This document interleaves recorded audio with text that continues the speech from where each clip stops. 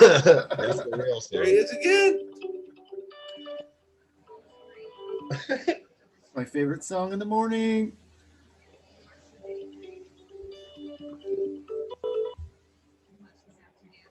This, if this works better.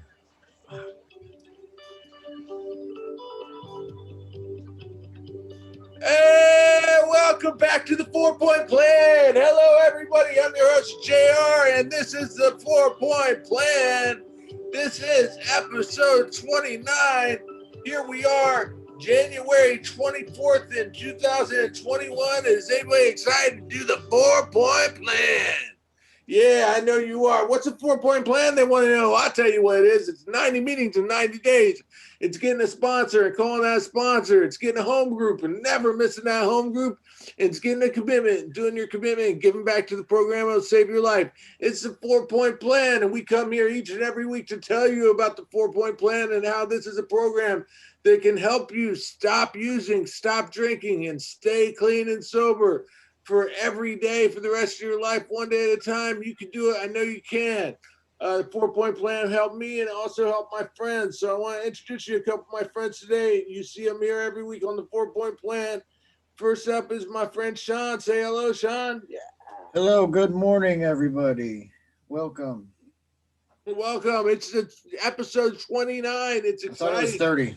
I thought it was 30, but maybe it's 29. Hey, Guy, you let us know, baby. What do you think? He has I no think idea. 29 and a half. Say hello to the people, Guy. Hello, people. Welcome to the 4-Point Plan. Oh, dude, you're right. It's episode 30. Boom. This is a big thing. On the website, I just realized that they are out of order. Yeah, because one of them's out of order. Yeah. I don't know how that happened, but yeah, we're on episode. I can't believe we're all the way at episode 30. This is some good stuff. This is exciting. You know, since it's episode 30, should we change the format? People are saying, maybe change the music. I don't know. What? Who said that? I don't know, some fool, but let's consider what would the 4-Point Plan sound like with different music. Good morning. This is the 4-Point Plan. Have you called your sponsor today? Did you go to a meeting today? It sounds like a funeral. 4-Point Plan. Welcome. Guy, say good morning to the people. Good morning.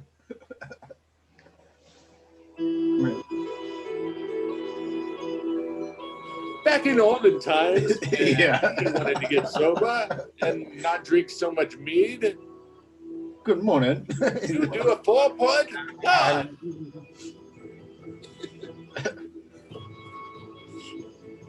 Hello across the hills. 4-Point Plan. 90, 90, 90. Across the hills. Wherefore art thou, sponsor?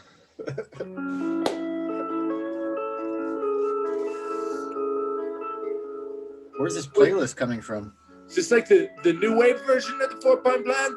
4-Point Plan, do it. 4-Point Plan, do it. 90 meetings in 90 days, do it. Give sponsor, do it. Call your sponsor, do it. Don't miss your home group, do it.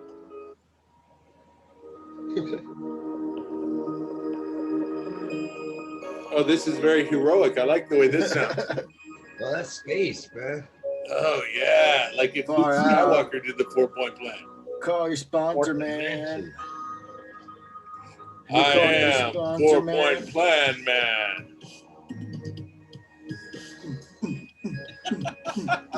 I like that. You like that? You like superhero 4-Point Plan guy? Of course he does. He grew up in the Get a 80s. sponsor. Get a super sponsor. Get Obi-Wan Kenobi to be your sponsor. I don't think I could get sober to this song. Why don't we just stick Oh! with I like this. Hey, welcome to 4-Point Plan. I like this one. I think we'll stick with the original. The OG is always the best, right? We're going to stick with it. And I like if it. you don't like Yeah. it, you go listen to Joe Rogan's podcast or something. I don't know. Sorry, guys, you're Want to hear voted. about getting sober and staying sober?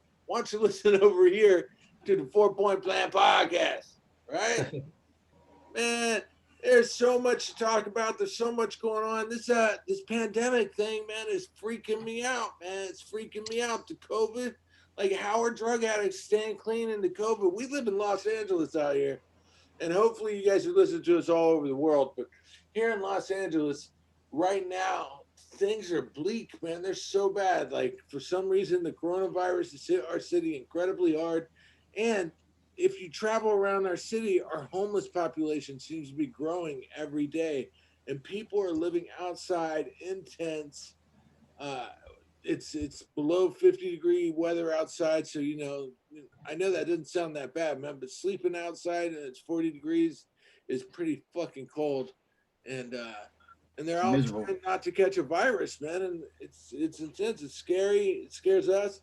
We work in public health. People come to see us and ask us for help. And every person walks through the door, man, I automatically assume that they're probably carrying COVID. I think, oh, hey, so how'd you get here today? Did you ride the bus? Did you lick the door handle on the bus? I just assume that they licked the door handle on the bus and they want to breathe on me really bad. So I'm scared. I can't help it. I don't want to get COVID, man. But here's the thing. That's because I'm clean today, man, and clean and sober. I have something to live for. There was definitely a time in my life where I wouldn't have given a shit. I wouldn't care if I get COVID or anything else, man. I used to just wish that I had the strength to give up. Did that make sense, man? I used to be so unhappy with living that I wish I could just like not get out of bed and not do anything.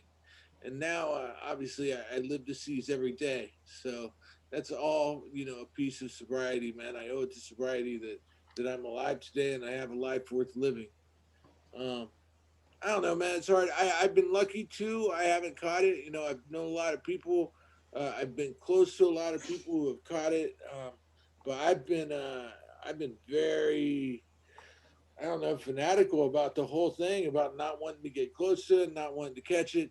My daughter caught it last March. She was one of the early patients of this shit, and it scared me really bad. So I've been intense about it ever since. Now my daughter lives in Los Angeles, and I was spending every weekend seeing her and my grandson. I haven't seen them since Christmas now because of the intensity of coronavirus in Los Angeles. It's spreading so bad that I don't want to take the risk of being asymptomatic and maybe going around them and endangering them. So basically, if I'm not at work, I stay in my house. It's cool though, because I have streaming services of every fucking type. I told Guy this yesterday. I have fucking cable. I have Prime. I have Hulu. I got Netflix. I got HBO, Showtime, Stars, Shudder, Hulu. I got it all. I got so much shit to watch on TV. It's ridiculous. Sometimes I don't even have to watch shit. I could just look for something to watch and it'll take up like 3 hours of my time. It'll be like watching. Yeah. That's too much shit.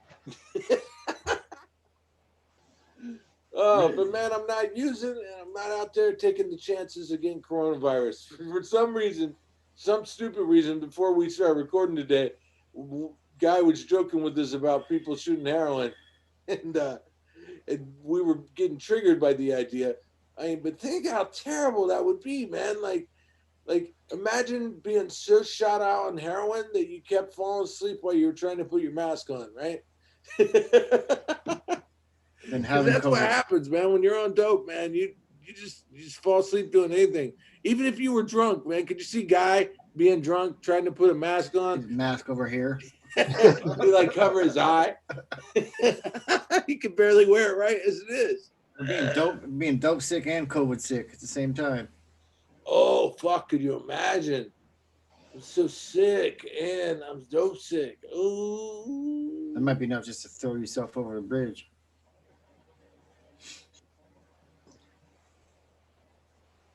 I'm sure it's happening. I mean, I'm sure it's happening out there. I'm sure there's people we see in those tent cities and people under the overpasses that have it and they're sick and they're out there asking for money at the freeway and like JR said, I don't think I would care if I was still out there. I don't think I would even be scared about COVID if I was still out there using. Hey, is that girl in there got COVID? Yeah. Can I use her? Can I use her needle? Shoot it. Shooting up COVID on the street. And imagine, man. Okay, so when I drive to my daughter's house, I go by this one spot in Hollywood where there's a lot, like it's a community of homeless people, where there's like at least 30 tents underneath this overpass, and there's an island in the middle of the street, like a divider in the middle of the street, and so the tents are all on either side, and on the island, on the divider, they have tables and chairs. It's like a community area. Right. It's like the common area of their empty little homeless tent city camp. And yeah, like it's so weird. But imagine living in one of those like little tent cities, man, and hearing someone coughing in their tent, knowing that they have COVID. What would you do? How are you gonna protect yourself? You gonna call Amazon and have them deliver you some new masks? You ain't got a fucking address. I don't know, man. I'm terrified. I'm terrified, and I'm compassionate and sympathetic of people's plight during this whole thing. It's scary. But let's talk about getting clean during COVID. All right. So my friends and I, we go to meetings on Zoom. We go online to these online meetings, and there are people that have never been to an AA meeting in person in their life, but they go to these online Zoom meetings and they're getting sober and staying sober. And it's fucking awesome, man. It's really amazing. It's like, we know how we got sober in person, giving people hugs and shit, but these are people that have to take the virtual hugs and the virtual chips, and they're still making connections to other people. And the reason that they're doing that is because they're showing up. Well, how often are they showing up? They're showing up every fucking day. They do this shit every day. And, oh, here's good news for everybody. The fucking 4-point plan is blowing up during Zoom, baby. If you go to Zoom meetings, people will talk about the 4-point plan. I got people coming up to me saying, hey, JR, I was in a Zoom meeting yesterday and they were talking about the 4-point plan. I'm like, fuck yeah, baby. We're going worldwide. We get big up in this mug. But if you do it, man, if you do the 4-point plan, it doesn't matter if you're in person or you're on the Zoom, man. If you do it, it'll work. But let me give you some pointers. If you're out there and you're new and you're trying to get sober and stay sober and you're like, I don't know, man, I went to Zoom meetings and I didn't really feel connection to any of the people, man. We got this one dude. He's a good friend of guys, good personal friend of guys, not just recovery, but personal friend of guys. And he's struggling trying to get sober and stay sober. Well, coincidentally, every time he goes to a meeting, he leaves his camera off. So he is putting up a boundary. He's putting up this wall that's keeping us from connecting to him. I could walk up to this guy and have no idea who he is because I don't know what his face looks like, right? So that's kind of the secret of this, man. It's if you want to do this and you want to get sober and stay sober and make a connection to people, you got to have your fucking camera on. And you got to go every day. You got to go to the same meetings over and over again, go hang out with the same people over and over again. That's how you make connections. You can't expect to make connections if you go to a different meeting every day so no one ever recognizes you, no one's ever seen you before, or you go there and you leave your camera off. Then we sure the fuck ain't ever going to see you. How the fuck are we going to connect you if we don't know what you look like? Yeah, if you go to a home group, they might get to know you there. I think I know who you're talking about, and I think I reached out to that guy a couple weeks ago. But his camera was off, but for some reason I felt some kind of connection to him, even though his camera was off, and I sent him a private message, asked him to call me if he needs help. Well, I'll tell you about that guy. He went to a Zoom meeting with me yesterday morning, and he had his camera on the whole time. Do what now? But he did it. But he was in the dark. The whole episode. No, he wasn't. It was light. The sunlight was coming through his window. He was sitting there. What's he look like? Is he funny looking? I picture him being red hair with freckles. I think he'd be a big giant dude with an eye patch and a peg leg. No, he looks all right. He looks like a regular dude. Did he ask you to sponsor him? No, I don't sponsor him. Does he have a sponsor? No, but he put his name out there. They were talking. Tell him to call me. He'd be my first one. I All picture right. him in like a tuxedo T-shirt because it's like business, but also he likes to party. Tuxedo T-shirt. He might have one of those. But actually, yesterday morning, he went into a Zoom meeting, and he had his camera on. I led the meeting, so I called on him to share since he had his camera on. He shared. He mentioned that he doesn't have a sponsor. He chatted that inside the chat room. He was very active yesterday. Good. How many days does he have? Usually he has like 5. No, he was at 24 really? days. Oh, good. What? Yeah. Ooh. Again, 24 days and his camera's coming on. That's a start. I know. Hey, The Is first he going 5 to days. meet every day? no, that's what I've been talking. I've been telling him about this 4-point plan for a minute, and I know he's been 2 days in a row. See if I get him in there this morning. It's so I can do weird, it man. fight That 'em. people are resistant to the 4-point. Like they'll do 1, but they won't do 4, or they'll do 2, but they won't do. It's so weird, man. They're like, "Yo, man, I got a sponsor. I talk to my sponsor every day." I'm like, "Cool. How many meetings you go to?" "Oh, just 1." I'm like, "What? That's not a 4-point plan. What kind of plan is that? That's a That's a fraction of a bullshit plan. plan." You mean one meeting a week? Yeah. Yeah. And then they go back to one meeting a week can keep me sober, especially in the beginning. Yeah, there's a guy in my home group. He came in, I think, in February or March, right before the pandemic, and he's coming up on a year, and he still goes every day. Still goes. Yeah, that's how you do it. Yeah, my heart's out to that guy who still goes. He's only been to, I don't know, maybe 10, 15 meetings in person before we had to shut down. So I went to my old home group yesterday morning, and the girl shared that she went to meetings every day for her first 4 years. yeah, I'm like, yeah, that's right. That's what I'm talking about. That's how we do it, man. I mean, you can't tell a newcomer you got to go to a meeting every day for 4 years because No. they'll go running screaming. Yeah, nobody. They freak out when they hear 90 and 90. So we tell them 90 because after I went to 90 meetings in 90 days, I really fucking started to love it, man. I loved going to meetings. It was my favorite part of the day. If I could go to morning meetings and start my day off right, that shit was nice, man. But if it was in the evening, I knew that my friends were going to be there. I was going to look forward to seeing them. Or that I had a commitment and I get to go be of service. And I like doing that shit, man. I like helping people. I like giving back to the program that saved my life. So doing this shit every day for years makes sense to me. it's all part of the programming. You know, it's like as soon as you start going, you know, you're just rewiring your brain, and then you just get programmed to go, and next thing you know, your feet are just going to the meeting. It becomes a habit, like our substance use, right? Yeah. Hey, like I've been saying, I didn't like Zoom in the beginning when the meetings went to this online format. I didn't. You know, I'll be honest with anybody out there. I didn't really care for it. It was different, and we don't like change, right? You need a computer. Exactly, that too. Or you could do it on your phone, but I still just didn't. You didn't have no Wi-Fi. Yeah. Check this out, though. Obama. What I came to realize with this Zoom format, these online virtual, You had a cracked phone screen. this is the easiest time in the history of 12-step programs to get to a meeting every day because we don't have to go anywhere. You can do it from wherever you want. It'll take an hour of your day, not an hour and a half or 2 hours because of transportation. This is the easiest time to get to a meeting every day, if you ask me. Yeah, no, you're right. It is. And you can go anywhere in the world. You can try any meeting anywhere and just keep going until you find one that you like, the format and the people, Right. and stick with it. Oh, and if you're new, right, and you smell bad, you're not going to bother anybody if you did it on the Zoom. And That's like, true. oh, man, that guy smells bad. Because, you know, I smelled bad when I got sober, man. I was a dirty, smelly, stinky bastard.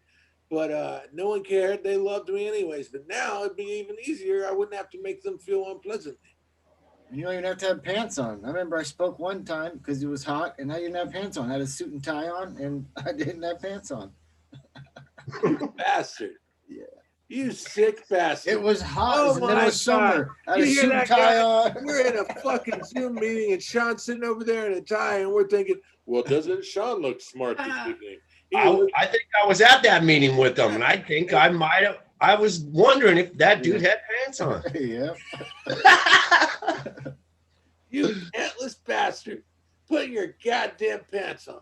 Because it was hot that day. I had shorts on. I wasn't just sitting there butt naked underneath. I thought you were sitting there butt naked. No, I had shorts on. It doesn't even matter what kind of pants that you have on, as long as you got some kind of pants on. I know. I got some. You should have lounge pants on. Some kind of pants on. Pajama pants. Lounge pants. Pants that you lounge in. Lounge pants. Just whatever it takes, man, to go to a meeting every day. Just go to a fucking meeting every day. Why is it so fucking hard for these people? I don't remember it being this hard for me, man. I remember that every day I shot fucking heroin and my life sucked fucking ass. And then I started going to meetings every day and my life got way fucking better. Even if I was still dope sick, man, even if I smelled bad, if I was uncomfortable sitting there next to people I didn't like, whatever it was, man, it was still fucking better than going to jail. It was still fucking better than waking up dope sick, right? Still fucking better than fucking begging for money so I could get my next one. Fucking going to meetings is the best thing ever happened. Yeah, the only thing that sucks about online meetings is you have to bring your own coffee now. But I'll take the good with the bad. I'm just grateful we still have the Zoom. I mean, imagine if this would have happened, 20 years ago. We wouldn't have the Zoom format, and there's probably a lot of people who will go out. I'm sure there's a lot of people who go out now, but Yeah, some guy at my meeting yesterday, he was sharing about that same thing that you just said, and he said, "Could you imagine if this happened in the 20s? There just wouldn't be any meetings, man." And we said, I don't think there was meetings in the 20s. It is the 20s. I know, that's what we do. He was talking about the 1920s, though. Yeah, A didn't come around until like 35, I think, right? Exactly. So, I know what you meant. By saying it. Yeah, no, if it happened in the 70s, yeah. But we adapt, man. We're alcoholics, we're addicts, we adapt, we know what to do. We go to the park, right? There's a park meeting and then a park meeting over here this morning. I'm not going to go because I don't want to get fucking coronavirus, but if I couldn't find a meeting anywhere else, I'd do that. Why not? There is some here in LA too at Van Alden and Nordhoff. If anybody's in LA County looking for an in-person meeting at noon and 6 every single day. Every single day. Wait a minute. At Van Alden and Nordhoff. Wait a minute. Every day. Every day. Like the kids say without the P. Every day. Every day. Every day. Every day. Every day. Modem. Tuesday, Wednesday, Thursday, Friday, Saturday, Sunday. Every day. Every day. And not just one time a day, 2 times a day, every day. Is it 12 o'clock noon every day? Noon every day. It is 6 p.m., 6 o'clock at night every day. 6 o'clock every day. Sounds like you're from Kentucky or something. Yeah, I'm from Kentucky. Goddamn. Ohio. Or Ohio. I keep telling you guys, I'm a fucking hillbilly. Right next to each other. From Ohio. Get all country. I grew up in Ohio. I was born in a holler in Kentucky. Every day. You know what a holler is? No. It's like a cul-de-sac. It's like a little lane you go down. There ain't no concrete. It's a dirt road. At the end of the dirt road, you got 3 houses at the end of the lane in a circle. One of them, JR. You live in one, and your grandparents live in another, and your aunt and uncles live in the other. And your mom says, "Hey, go call your aunt." And you go out on the front porch and you holler over at your aunt's house. Holler. "Hey, Auntie!" And that's why they call it a holler. You heard that old song, "In a holler, in a tavern, excavating for mine." Yeah, I remember that one. Or Holla Back Girl. I remember that one. I do. You don't remember that guy? I remember that from school or something. It rings a bell. Why are you laughing at me? That's what he said it. Yeah, I know that one. Holla at me, player. Big Papa Pump is your hookup. Holla if you hear me. Then it says something about Clementine, no? Or is that a different song? Yeah, no, that's the Clementine song. See, I did know that guy. Oh, my darling. I believe you. Don't judge me. I believe you. Guy didn't have no idea. Guy grew up out here on the West Coast. He wasn't very cultured. He spent all of his time with the Amish people. Yeah, he turned better once or twice. I was pretty cultured. But this is an easy time to go to meetings right now. And you could go anywhere, man. You go fucking anywhere. Like, you don't have to go to the park. You can go online and go to a meeting in New Zealand. Yesterday when I went to that meeting, there was a bunch of people from Britain there. I remember I was getting annoyed because this dude was sharing about how gangster he used to be, right? But he was coming from London. He joined the Zoom meeting from London, and he was talking about what a gangster he was, and he was like, "I used to have the shotgun," and I was thinking, "Oh man, he's a British gangster. British gangsters are the best." It's like Snatch and Lock, Stock, and Two Smoking Barrels. We got the British gangsters up in here. Even if you can't find an online meeting, I'm pretty sure you can go to the website and watch a pre-recorded one or speakers. There's always some kind of recovery you can listen to any time of the day, anytime, every day. Like what? Every day. Like podcasts? Podcasts, especially every day. So if you're having trouble staying sober, you could just log on to 4pointplan.com and listen to the 4-Point Plan podcast? Every day. Fuck yeah, that's what I'm talking about, baby. If you want to stay clean, maybe you just come on our podcast.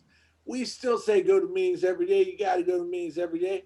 But go ahead and go and listen to our podcast too, because we're going to be on here telling you about the 4-Point Plan. We're going to tell you about 90 meetings in 90 days, getting a sponsor, getting a home group, and getting a commitment.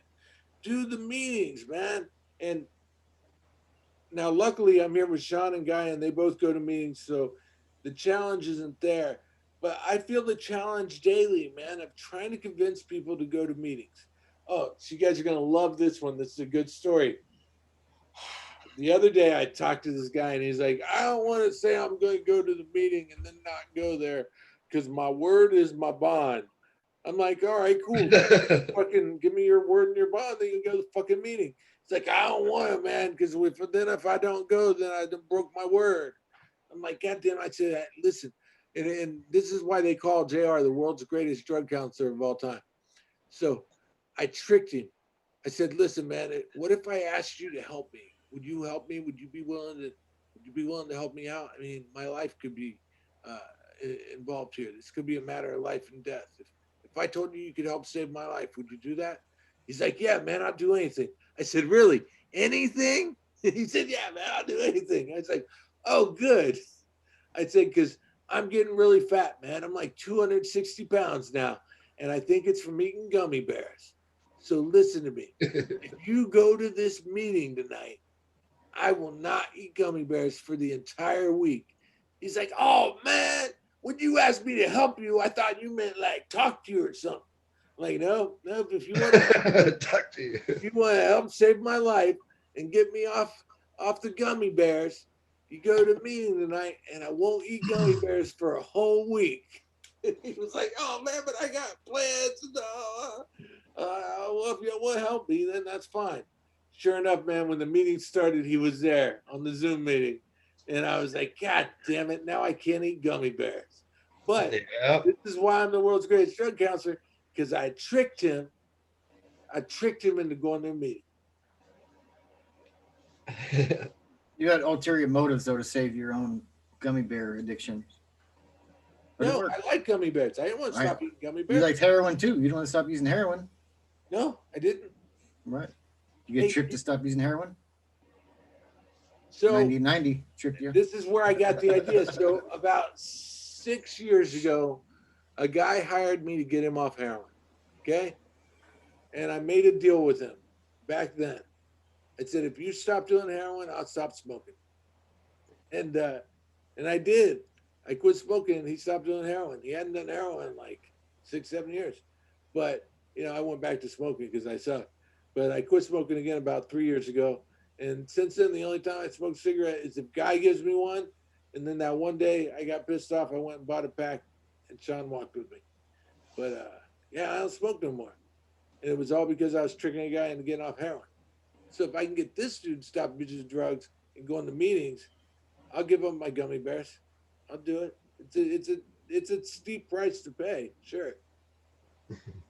I know how you love your gummy bears. I do love the fucking gummy bears. Can't have no gummy bears. Okay, so I promised him if he came to the meeting, and he did, I wouldn't eat gummy bears this week, and I won't. So this week will be no gummy bears. You guys work with me. You see me. Only time I eat them is at work. If you see me eating gummy bears this week, then I am not a man of my word. I'm a liar. Oh, You got no integrity. What day was Integrity. what day was the meeting? Friday. Yep, So Saturday Yeah. morning. Saturday morning for breakfast, you can have gummy bears. next Saturday. Unless he goes to another meeting, you If he can goes extend next it. Friday, You can extend the commitment. if he goes next Friday, I can't eat gummy bears after that for a week either. Oh, you're screwed. Yeah, but he never goes to meetings. You might have to double it up. Like if you go to 2 meetings, then I might not do it this week. you can keep this thing going. Don't eat Hey, gummy listen, worms either. It's our home group that he goes to. So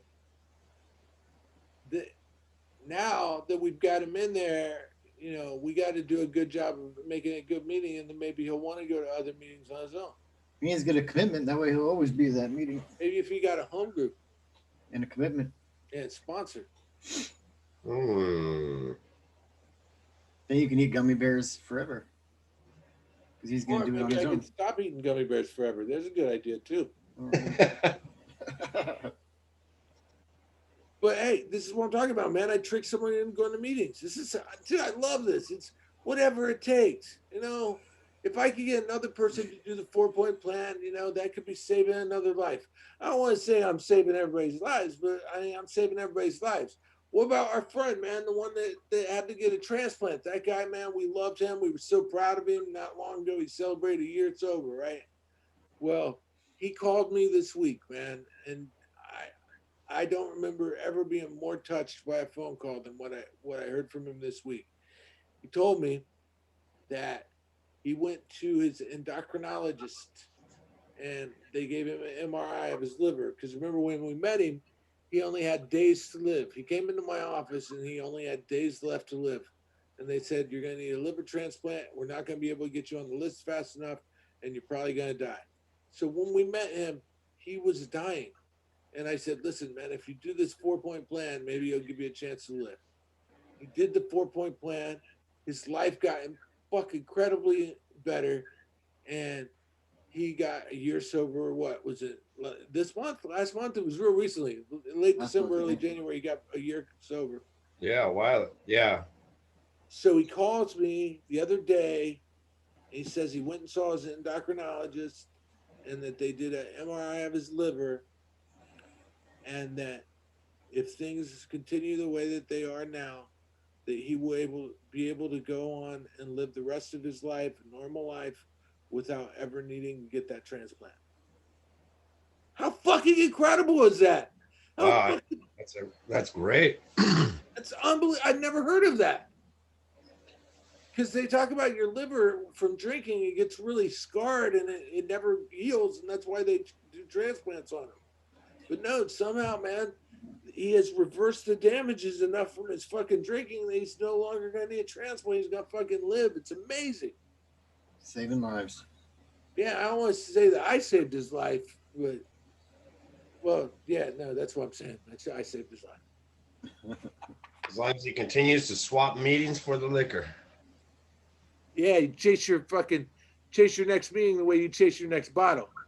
I tell him, hey, listen, everybody out there that's listening to me, listen, this is how you do it, man. If you're not sure when to go to meetings on the same days that you use, the same days that you drank. Okay, so if you drank on Monday, Wednesday, and Friday, then you go to meetings on Monday, Wednesday, and Friday. If you never drank on Tuesdays, then never go to meetings on Tuesdays. If you never smoke crack on Tuesdays, then you never have to go to a meeting on Tuesdays. But if you're like me and you like to get high every day, then you got to go to meetings every day. So if you get high every day, go to meetings every day. Do it for 90 days. And if you don't like it, man, fucking email me at 4-point-plan, put the number 4-point-plan at gmail.com. You can email me and say, JR, I did 90 meetings in 90 days and it sucked. Biggest mistake of my life. And then maybe we'll do something to change it, man. Maybe we can help you. Maybe me and Guy and Sean will come out to your house and do a 12-step call. I don't know. Guy, are you on fire? Yeah. Hey, Sean. Yeah. What was it that made you buy into 99 because you worked harder than we did, man. You had to take a bus for the whole 90 days, didn't you? Like, how the fuck, how much time did it take you to get to a meeting? Like, what gave you the motivation to put in the effort to It do the was 90 and 90? it Like, was more than 90 days. I did like the first year I did it every day. I was desperate. You know, I wanted to not use anymore, and the only way to do it was, following my sponsor's direction and doing my 90/90, which turned into 365 out of 365 for the most part. But I knew that if I stopped going to the meetings, that I would end up probably using. So I did whatever it took to get there, which I had to be there at least an hour early. Plus, I took the bus. That took me another hour. So I had to walk to the bus. That was a half hour. So it took me about 3 hours to get to the meeting. It was a 3 hour process by the time I actually had the meeting, from being there an hour early, doing my commitment, fellowshipping. I always usually got a ride home for the most part. But I don't know. I knew that if I stopped going to the meetings, that I would use. I mean, yeah, I would use, and I didn't want my sponsor to fire me, and I wanted to make him proud. And I knew that he had a few years when I first came in, and I wanted what he had, and he did that for me. I had to stay willing. Willing was the number one key. He told me, you have to stay willing and be honest with me. And I was a little resistant at first. I wasn't dishonest with him. I didn't lie to him, but it just took me a while to actually come clean with everything in my life, because I just met the guy, and the trust factor wasn't there yet. But there was something about the group, something about AA I was attracted to, and I just kept coming back, even though I was uncomfortable at first. People wanted to shake your hand and hug you, and they're smiling, and you know, I'm I'm I sat in the back of the room, maybe on the side. I didn't really raise my hand a lot, but I listened to everything because I didn't know the program. I was still learning. I wanted to know the program. I wanted to know because I knew that it worked. I just didn't know how to work it. So I just sat there and I listened and I followed direction. And if my sponsor said be there an hour early to do a minute and a half commitment, then I was there an hour early at least. The bus schedule had to be most of the time I got there even earlier than an hour, because you can't. The bus has its own schedule, so I couldn't be 1 minute late. I couldn't be 30 seconds late. I had to be at least, I had to be early. And with walking and taking the bus, it took me a long time to do it. so what about in those early days when the thought rolled into your mind, fuck, man, I don't want to go get on that bus. I'm tired. I'm broke. I'm hungry. Like, when you had reasons why you didn't want to go, how did you fight through those? How did you convince yourself to do it anyways? Mm, I don't really know. I thought that I learned how to play the tape through, like to see, okay, what if I don't go? What if I try to call and say, I'm not going to go to the meeting tonight? Like, how am I going to feel afterwards? And I never lived like that. I never thought like that, the whole time I was using, because there was no consequences for me. And I didn't want to lose my sponsor. I didn't want to have to start my 90/90 over. I pushed through it, and I just fucking got on the bus and just got it over with. Because after the meeting, you feel so much better. Like a lot of times before the meeting, you're like, I don't want to go to the meeting. But then you go there, and then there was always something I heard that made sense to me, or that I related to, or something that helped me in my life every single meeting I went to, for the most part. That's right. The feeling Yeah, afterwards, the feeling afterwards. yeah, you start feeling better. Hey, Guy, do you remember when Sean missed that one meeting his first year, and then he came back the very next day, but he missed that one meeting? Do you remember what that was about? Oh, Guy doesn't remember. I remember, Sean. Remember that meeting you missed your first year? So Sean missed one meeting his first year. Now, if I was Sean, I would have taken a week or two off. He missed one fucking day, and he came back immediately the next day. Tell everybody what happened, Sean. When I broke my foot, when I had crutches. Yeah. Oh, That's just, now I was gonna go to the meeting. My sponsor said, "No, you should probably go to the hospital first." But I did. I went to the hospital. I got out, and then the next day, I think it was a Thursday, because it was the women's meeting at my home group, and I went to 2 meetings across the street at the Valley Club to make up for that meeting that I missed. And I still had to go to outpatient. I still had to do outpatient groups, and I had to waddle my ass to the bus on crutches, and show up to the outpatient. He had the boot. Remember, he had the boot. I had the boot. Right. I remember now. I had the boot. But yeah, How's dedication? Dedication to live a better life. That would have been an easy excuse just to blow it off, and I probably could have got away with it. But that's what I've done my whole life is find loopholes. We're the best at excuses, man. Right, and to find the path of least resistance. Tell me at least somebody gave you a fucking ride. And I think I might have Ubered it. No, I didn't rely on anybody. I wanted to do it myself. I wanted to stay in a mind frame of like desperation and gratitude mode because I could get my license back. It was in a year from when I got clean to I was still suspended from the 5 DUIs I had over the past years. So I had to wait till March. 5 DUIs. I had 5 DUIs. 2 confirmed, 3 were dropped in court. But I had to. After 3, you didn't think maybe I should take an Uber? Well, no, I didn't. Hell no. I got 2 more after that. No, I didn't. I mean, my first one, I was 16 years old. You know, I got I got in a pretty bad accident when I was 16. Hit a tree with my best friend, almost killed us both. And my next one was 21. And then the other ones were dropped in court because I refused to test. I found a loophole and I just refused to test. And instead of getting a DUI, they drop it in court and you just lose your license for a year for the DMV. But I kept extending it because I kept continuing to driving and I kept getting driving on suspended and have to go back to jail for 2 weeks here, 2 weeks there. And so finally I got tired of it. I'm like, you know what? I'm going to stay. I'm going to do the right thing. I'm going to take the bus because I know when I get my real license back, I'm going to smile in the fucking picture because I never smile in my pictures. I'm going to be happy and I'm going to keep my license. So I had to stay in gratitude mode. So I remember getting sober. It was my first week, right? And I had a motorcycle and I was dope sick. I was really badly dope sick. So part of my withdrawal effects was having to run to the bathroom every 5 minutes. I was super sick to my stomach. And I had been sober like a week, man. And my phone rang and it was my friend Corey. And he was like, "Hey, JR, I just want to know what meeting you were going to tonight." And I was like, "Oh, man, you know what? I'm not going to go to a meeting tonight. I'm not feeling too good." Right? My stomach was acting up. I was laying in bed. I didn't want to get up and do nothing. Corey said, "Oh, I'm sorry, man. Let me rephrase this. What I meant to say was, I'm in my car in front of your house. Get in the fucking car. We're going to a meeting." So, yes. I like it.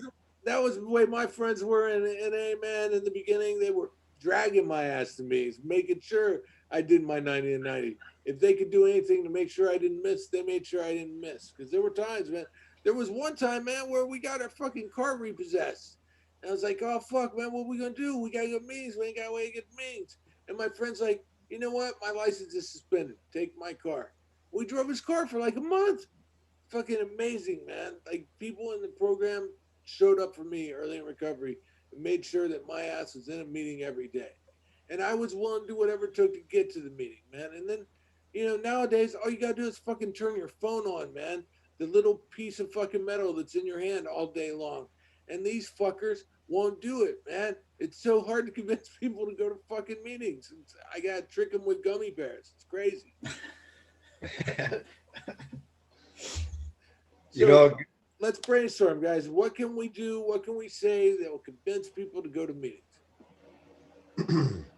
They have to be willing. I mean, we could just continue telling them, you know, the benefit of it because, you know, one meeting might not do anything for you, but 90 of them all combined together is going to do something and it's going to get you to keep going. So I don't know. I don't know, man. That sounds too spiritual. I think you got to entice them with big old titties or something. Yeah, well, there's a good chance there'll be a Zoom bomb around there flashing you if you go to a meeting. You just have to go do enough to see some titties. I like to, when we were in person, I could tell them, you know, what meetings had food. I would be like, "Well, this is the pizza meeting, this is the bagel meeting, and this is the donut meeting." And there was even a steak meeting. There was a meeting where people would get steaks for free. I never went to that meeting. Because of coronavirus, we can't trick them with the food no more. I wouldn't go to that meeting anyways. I got resentment. Or you can remind them of the misery if they don't. Dude, when I was using, I didn't care if I was miserable. That was part of it. I was like, good. The more I fucked up I feel, the better reason I have to keep doing drugs. The only thing miserable about using is not having it. So you want to continue to keep getting it because you don't want to feel misery. The misery of not having it. You ever go to a meeting to score? Feels weird. Have you? No. I was at a meeting one time though where a couple stole the seventh tradition. They stole all the donations because the basket went around the table, and when it got back to the beginning of the table, it was completely empty. And then we looked back up across the table where the two were sitting, and they were gone. We were like, "Oh shit! They stole the fucking seventh tradition and go get heroin."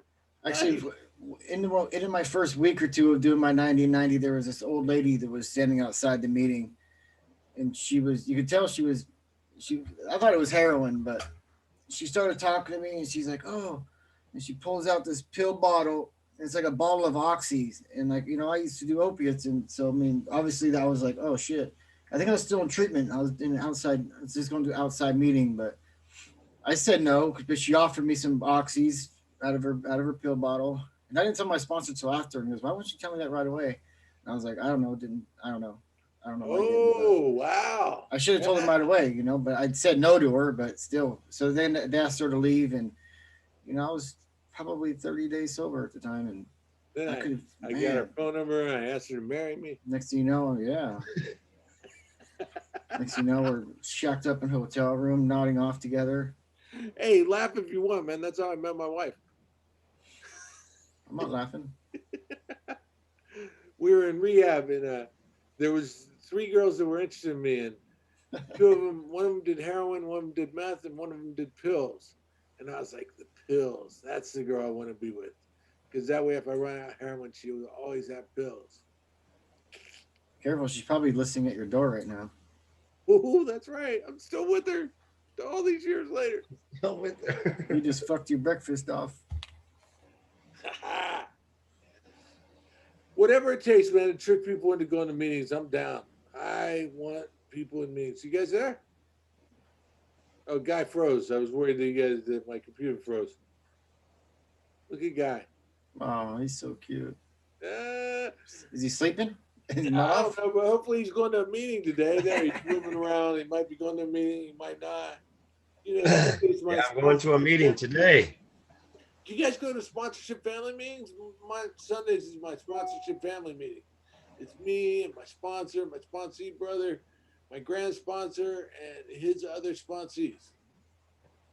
I mean, Wednesday's my men's meeting, and we're all there. So, I mean, not with the COVID. Before COVID, we used to, me and my grand sponsor, my sobriety uncle,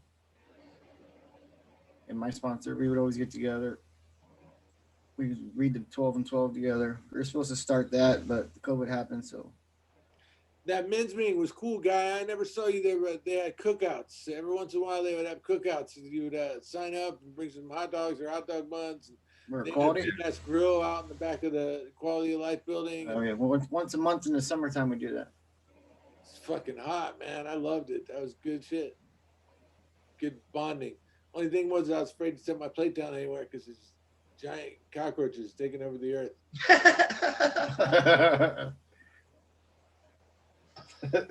Don't set it down. Listen, man, this thing works, man. Going to meetings works. I don't know what it's going to take to trick people into going to meetings. The best sales pitch we got is they'll give you a better life than you've ever had. They'll give you a life beyond your wildest dreams. You never have to go to jail again. Your family will love you again. Like all kinds of good things happen to those of us who commit to going to meetings and making the program our life. People that fight it, people that reject it, people that say, oh, your way doesn't work, my way would work better. Those motherfuckers go back to detox and then say, what happened?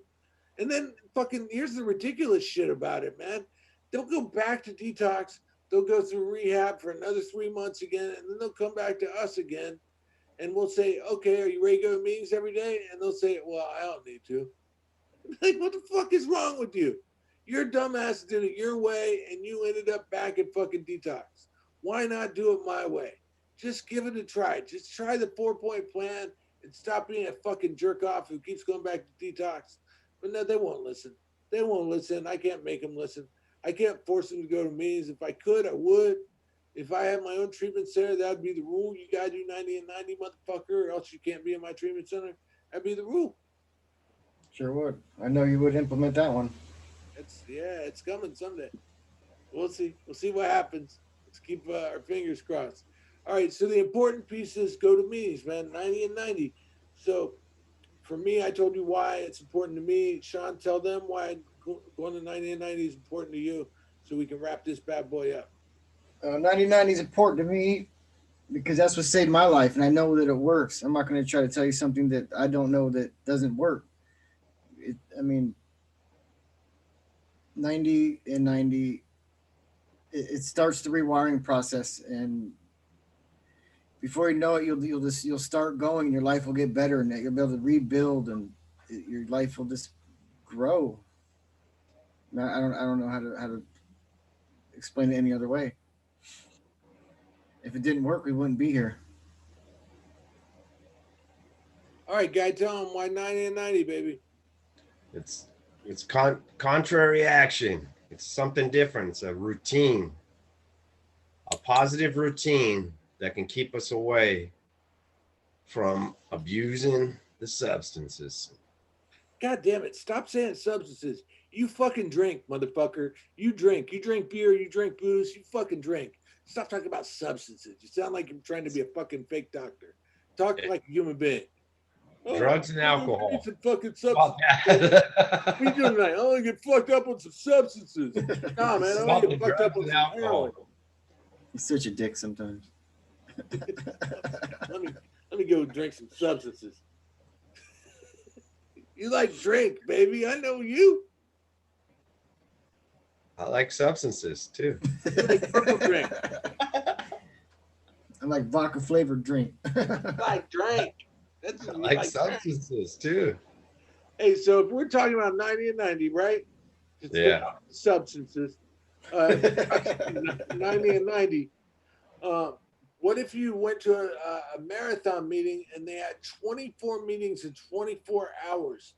Does that mean over the next 89 days, you only had to go to 76 more meetings? I say no. No. Yes, absolutely. That's how it works.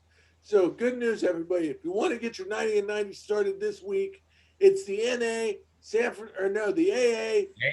Fernando Valley Convention in the San Fernando Valley. You can find it at the San Fernando Valley AA Convention on the internet. You can Google that shit, or you can figure out the sfbaa.com or .org or something. Go look it up, man. Go find the convention. And they've got marathon meetings. That's a meeting every hour on the hour for at least 24 hours. If you do that shit for 24 hours, then over the next 89 days, you only have to go to 76 more meetings in 89 days, and that will qualify as 90 and fucking 90. So I found your loophole for you people that don't like to go every day. There's probably 90 meetings over the weekend. You could probably just get them all done in the weekend, right? You should try. You should fucking try is what I'm saying, baby. You should fucking try. Go get your 90 and 90. Get it where you can get it, man. However you can get it, you go get it. You know, if it gets complicated for you because we suck at math, just go every day. But if you're a real good mathematician like me, then fucking do 10 meetings one day and 5 meetings one day. Then you do a couple days off. And then, you know, as long as you do 90 meetings in 90 days, that's all that matters, baby. So you can do it. I know you can. I'm looking forward to seeing you guys at the AA virtual online convention. I'm going to be there. Sean's going to be there. He's going to be a Serenity Keeper. Guy's going to be there. I went to my first AA convention last year. I think Sean got me this little AA convention button that I'm super proud of. So hopefully I'll get another one, or maybe I'll just get some fucking sobriety. But whatever it is, I'm going to be there. I'm going to be there telling people about the 4-point plan. I'm going to be getting me a meeting in, like 90 and 90 meetings, right? And then I'm going to call my sponsor, and I'm going to go my home group, and I'm going to do all my commitments, and I'm going to stay clean with the 4-point plan. Yeah! 4-point plan, baby! The 4-point plan has been brought to you by 4-point plan. It is a 4-point plan. 4 Point I do. Productions. 3 days. You cover your face. We'll cover the 4 Point Plan. Commitment. Let's just give how many commitments can you get? If you like Chris Funk, you can have 4 commitments. Who's a commitment? That ain't bad. That's awesome. 4 Point Plan. 4 Point Plan.